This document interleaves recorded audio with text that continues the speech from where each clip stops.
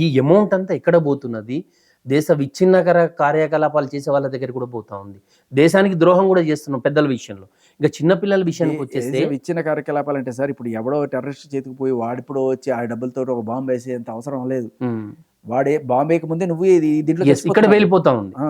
వాడు బాంబే ఎక్కర్లా, ఇదే పెద్ద బాంబు. సో నేను అనేది దీనికి సంబంధించిన అవేర్నెస్ ఎవరు కల్పించాలి సార్? నాన్ వెజ్ కల్పించాలా, లేకపోతే సజ్జనారు కల్పించాలా, లేకపోతే మీరు కల్పించాలా, నేను కల్పించాలి? ఎవరిది రెస్పాన్సిబిలిటీ? గవర్నమెంట్. ఎక్కడ చెప్పింది గవర్నమెంట్? ఏ హోర్డింగ్ పెట్టి ఇప్పుడు మెట్రో ట్రైల్ మీద ఇవన్నీ వేసారు కదా, ఏ రోజైనా మెట్రో ట్రైన్ మీద బెట్టింగ్ యాప్లు ఆడడం నేరం, ఇది 2020 నుంచి తెలంగాణ ఆంధ్రప్రదేశ్లో లేకపోతే మన తెలంగాణ ప్రమోట్ చేసిన వాళ్ళని శిక్షార్హులు అని ఏ రోజైనా ఒక్క హోర్డింగ్ ఒక్క చోట చూసామా? వదిలేయండి. ఫోన్లు ఎత్తగానే ఎవరికి ఫోన్ చేసినా ఏదో ఒక కాల్ ట్యూన్ వస్తుంది. సైబర్ నేరగాళ్ల గురించి జాగ్రత్తగా ఉండండి, మీరు అది చేయండి, ఇది చేయండి, ఎన్నో మెసేజ్లు వస్తున్నాయి కదా. ఓట్లు అడుకోవడానికి మెసేజ్లు వస్తాయి, అన్నిటికి వస్తాయి. ఏ రోజైనా ఒక్కసారి వచ్చిందా సరే దీనికి సంబంధించిన మెసేజ్? ఆన్లైన్ బెట్టింగ్ యాప్లతో జాగ్రత్తగా ఉండండి, ఆన్లైన్ బెట్టింగ్ యాప్లు ఆడవాకండి అని కూడా కాదు, ఇది నేరం, ఆడిన వాళ్ళకి శిక్ష అనే మెసేజ్ ఏ రోజైనా మీరు కాల్ ట్యూన్లో విన్నారా? మరి గవర్నమెంట్ ఎక్కడ?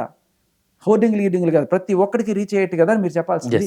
ఒక్క క్యాంపెయిన్ చేశారా మీరు? ఇలా అట్లీస్ట్ ఇప్పుడైనా చేస్తున్నారా? కేసులు పెడుతున్నారు, మీడియాలో వాళ్ళకి ఒక ఫీడ్ దొరుకుతుంది, కానీ గవర్నమెంట్ బాధ్యత ఎక్కడ? ఎట్లా సెంట్రల్ గవర్నమెంట్, స్టేట్ గవర్నమెంట్ రెండు కలిసి దీన్ని అరికట్టే ప్రయత్నం పెద్ద ఎత్తున చేయాలి. పిల్లల విషయానికి కాదు కదా. మీరు ఇప్పుడే చెప్పారు కదా, మాకు పన్ను ఇవ్వలేదని. పన్ను ఇస్తే వేసుకో, మీరు ఏదైనా చేసుకోండి, కళ్ళు మూసుకుంటాం, మీరు ఏదైనా చేసుకోండి, ప్రాణాలు పోయినా పర్లేదు. ఇదే కదా. ఇప్పుడు ఫెడరల్ లాస్ అంటారు సార్, అంటే సెంట్రల్ గవర్నమెంట్కి కాకుండా కొన్ని స్టేట్ గవర్నమెంట్కి ఇచ్చేస్తారు. రాష్ట్రాల విచక్షణతోటి వాటి బ్యాన్ చేయొచ్చా, రన్ చేయొచ్చు అనేది రాష్ట్రాల చేతిలో ఉంటది. సో అలా కొన్ని రాష్ట్రాలు ఓకే అనుకునే, కొన్ని రాష్ట్రాలు కావనుకున్న వాటి పరిస్థితి ఇప్పుడు ఇది. సో కావనుకున్నావు అంటే ఓకే బా, నువ్వు అనుకున్న విషయం నాకు ఎలా తెలుస్తుంది? మనసులో ఏదో అనుకున్నావు, నాకు ఎలా తెలుస్తుంది? చెప్పు జనాలకి, 10 మందికి చెప్పు. ఇప్పుడు నేను 10 ఇంటర్వ్యూలు తిరిగి ప్రతి ఒక్కరికి చెప్తున్నారు మీరు. అలాగే మీరు చెప్పండి. నేను కాదు కదా చేయాల్సిన పని, సజ్జనార్ కాదు కదా చేయాల్సిన పని, అన్వేష్ కాదు కదా చేయాల్సిన, మీరు చేయండి. ప్రభుత్వ పరంగా చేస్తే చర్యలేవి? అది కేసులు పెడతాం, కేసులు పెట్టే ముందు చెప్పాలి కదా కనీసం.